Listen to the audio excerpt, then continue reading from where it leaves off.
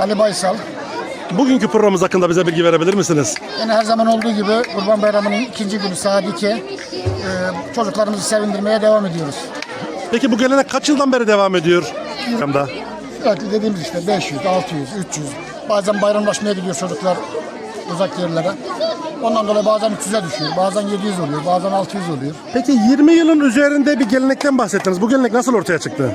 Gelenek kendi kendine ortaya çıktı. Ramazan bayramlarında işte Kurban Bayramı'nda çocuklar şeker toplamaya geldi.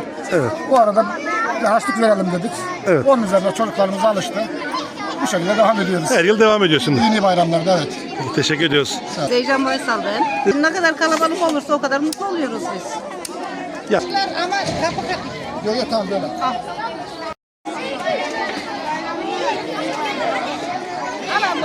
yemeği hadi.